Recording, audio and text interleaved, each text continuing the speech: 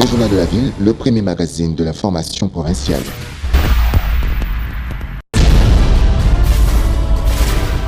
Tout de suite, le journal.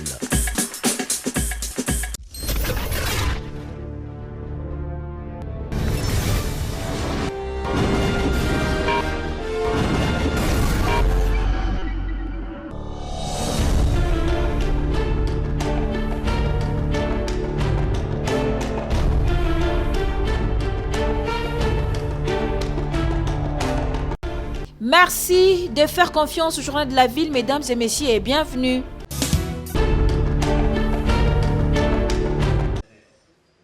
Gouvernance participative en République démocratique du Congo, le cadre des concertations provinciales de la société civile Kinshasa en assemblée générale ordinaire du lundi 23 au mardi 24 juin 2025 au centre d'Iloba de Lemba. C'est pour définir les politiques et stratégies pour la mise en place d'un plan d'action à mener sur terrain que cette assemblée générale est organisée et tenue à ces jours par le cadre, explique Emmanuel Pimpa Kitoko, coordonnateur du cadre des concertations provinciales de société civile Kinshasa. Maintenant, là, nous sommes en train de redynamiser, de remettre un peu le cadre sur le rail. Vous voyez, on a refait la cartographie, on doit refaire un plan stratégique qu'on doit mettre en place, qui sera vraiment le résultat attendu de cette assemblée ordinaire, parce que c'est ce plan stratégique qui va nous orienter pendant 3 ans, 5 ans, selon comment on va les définir pour le fonctionnement du cadre. Ces plans d'action du cadre des concertations provinciales qui sera mis en place sera utile au gouvernement provincial, rassure le coordonnateur. Kinshasa comme miroir, le cadre de Kinshasa a une mission spécifique. C'est pourquoi nous sommes en train de travailler et pour qu'on bouscule un peu le gouvernement provincial, pour rendre la vie des Kinoises et Kinois aussi un peu bien, et aussi travailler pour que tout ce qui est des secteurs difficiles, transport, comment aider le gouvernement, comment les pousser à faire mieux avec des propositions idoines. Les participants à cette assemblée générale ordinaire vont, à l'issue de celle-ci, sortir avec des stratégies capables de les orienter sur terrain et de savoir comment s'y prendre. C'est prévu dans la loi du partenariat public-privé que nous devons dialoguer avec le pouvoir public, mais c'est dans le comment, savoir comment est-ce qu'on doit s'y prendre et comment est-ce que nous devons formuler nos questions, nos problèmes, comment le présenter. Et nous sommes partie prenante dans le groupe thématique numéro 9 qui parle de la protection sociale, l'éducation et la santé.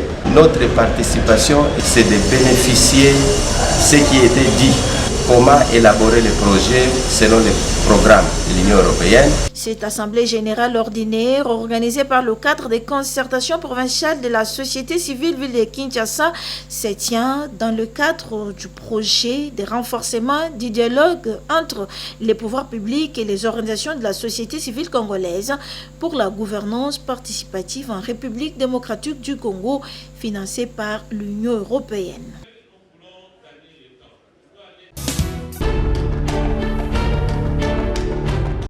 Dans une déclaration tenue ce mardi 24 juin 2025 à Kinshasa, l'intersyndicale des syndicats des enseignants du ministère de l'Éducation nationale et Nouvelle Citoyenneté exige au gouvernement de la République le paiement dans un bref délai de tous les dossiers relatifs aux évaluations certificatives et la régularisation d'ici la fin du mois de juin 2025 de tous les litiges relatifs aux engagements début bois. Godefroy Matondo, président et porte-parole de l'intersyndicale de l'EDU-NC. Après avoir passé en revue l'ensemble de la situation, l'intersyndicale remercie son Excellence Félix Antoine Tshisekedi Tshilombo, président de la République, chef de l'État, pour avoir instruit le gouvernement de la République de prendre en charge les frais des évaluations certificatives de l'édition 2025 au profit des élèves finalistes des provinces de Nord Kivu, Sud Kivu et Ituri. Néanmoins, l'intersyndicale déplore le gouvernement de la République dans le paiement des dossiers suivants. Paiement des intervenants de la province du Nord Kivu, celle du Sud Kivu ainsi que de l'Ituri. Paiement du Centre national d'organisation, CNO en sigle, du Centre national de correction, CNC en sigle, ainsi que la prime des inspecteurs. Non-paiement de 50 000 francs congolais pour les enseignants, la prime d'encadrement de la paie et la prime institutionnelle au profit des cadres et agents des services centraux du ministère de l'Éducation nationale et Nouvelle Citoyenneté, engagement pris à Bibois. Non-impression des bulletins et cartes d'élèves, alors que les établissements scolaires ont l'obligation de remettre aux élèves et parents le bulletin à la fin de chaque année scolaire. L'uniformisation de la prime de la gratuité des enseignants des écoles primaires publiques. Cependant, contre toute attente, l'intersyndicale constate et dénonce la mauvaise foi du gouvernement de la République qui refuse de s'exécuter dans ses obligations de paiement les dossiers énumérés si haut. Ainsi, au vu de ce qui précède, l'intersyndicale exige du gouvernement de la République ce qui suit. Le paiement dans un bref délai de tous les dossiers relatifs aux évaluations certificatives. La régularisation d'ici la fin du mois de juin 2025 de tous les litiges relatifs aux engagements de Bibois si haut énumérés. Dans les cas contraires, le gouvernement de la République sera tenu pour le seul responsable de tout ce qui en découlerait et l'intersyndicale se réserve le droit d'initier les actions de grande envergure.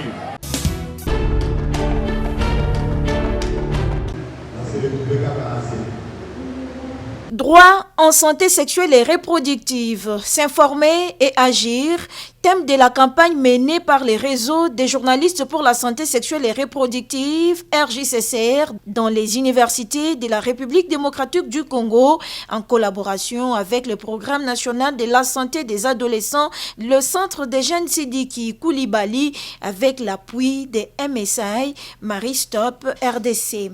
Et c'est samedi 21 juin 2025, c'était le tour des étudiants de l'université Belcampus Limité.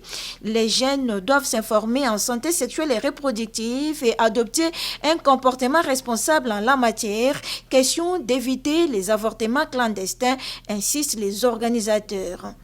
Nous sommes aujourd'hui venus pour montrer aux jeunes qu'ils peuvent se protéger et prévenir les grossesses.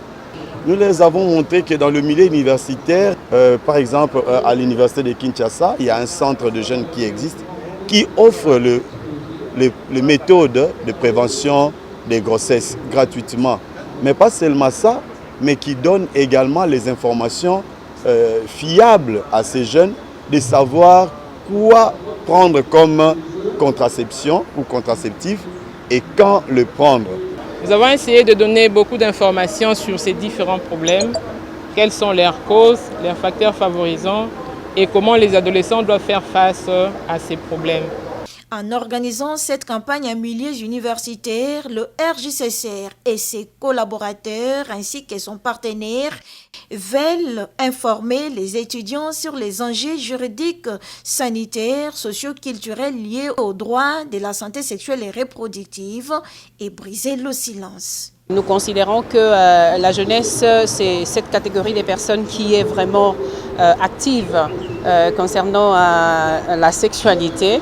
Et ce domaine qui est considéré comme un tabou pour plusieurs personnes, nous avons accepté de briser le silence, approcher la jeunesse, approcher les étudiants pour leur donner une bonne information, leur communiquer sur comment est-ce qu'elles doivent prendre soin de leur sexualité pour éviter justement tout ce qui peut ne pas être en leur faveur dans leur vie. La campagne Droit en santé sexuelle et reproductive, s'informer et agir s'inscrit dans le cadre de la sensibilisation des étudiants en sciences de l'information et de la communication des différentes universités à travers le pays.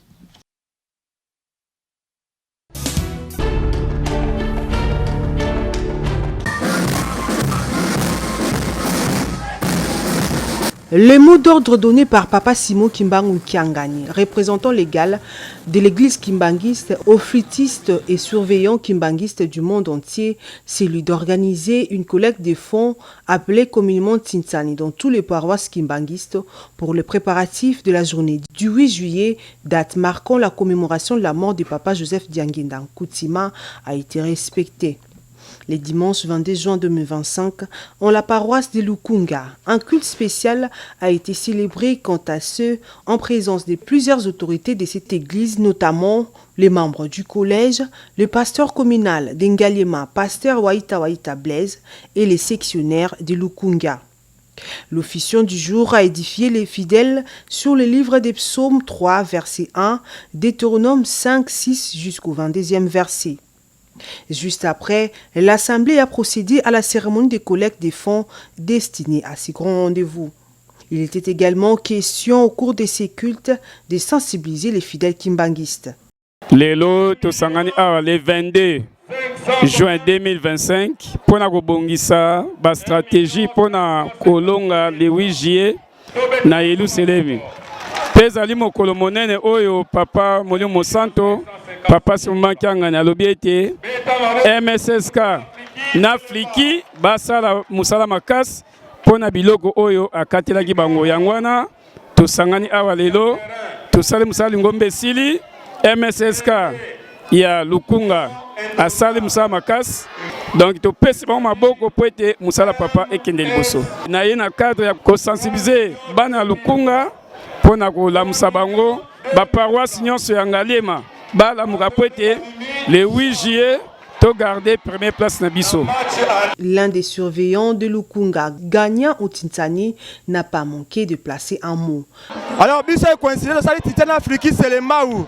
En tout cas, misala qui m'a tant de ça, misala nzambe na sengonyoso, ezarmala mito salina bango, malgré qu'il champion du monde na bango Afrique, biso va surveiller Lukunga section na kota commune Ngaliema, to gagner bango na écart il y a 1 500 000 francs congolais. Notons que c'est les surveillants de Lukunga qui ont battu les flûtistes de Selembao. Le rendez-vous est donc pris pour le 8 juillet en Kamba, Nouvelle-Jérusalem.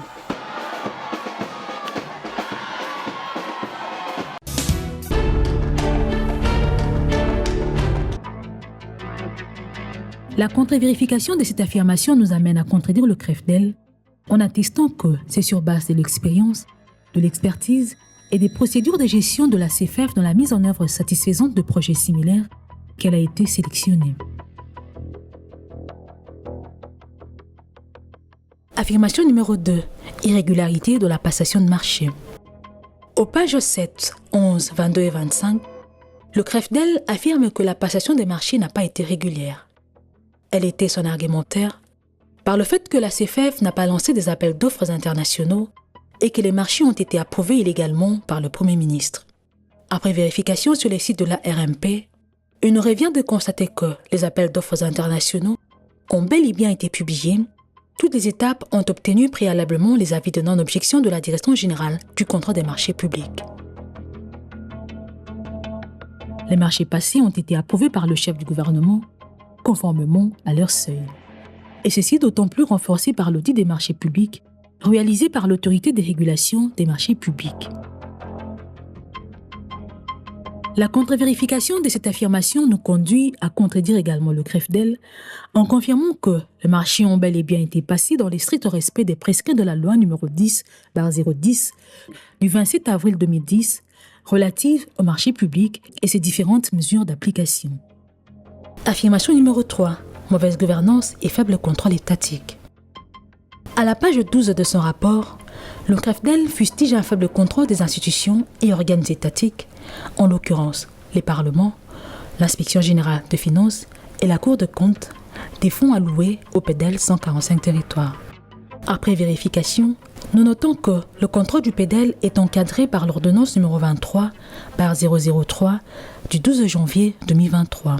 Sur les fondements des prescrits de cette ordonnance, la Cour de compte a réalisé un audit des états financiers complété par celui du cabinet indépendant AMG Strong NKV. Le rapport d'audit du PEDEL réalisé par la Cour de compte d'avril 2022 à décembre 2023 atteste que la somme de 156 903 071 $, ainsi mobilisés dans le cadre de la mise en œuvre du PEDEL, la CFF a décaissé au 31 décembre 2023, date de la clôture de la période sous examen, un total de 114 280 438 $, soit 73,01%, à raison de 107 380 458 $ américains pour la conception, l'exécution, la surveillance et les contrôles des travaux du PEDEL, et 6 889 980 $ dans le cadre de la gestion et coordination, dégageant ainsi un solde de 42 622 633 $ américains.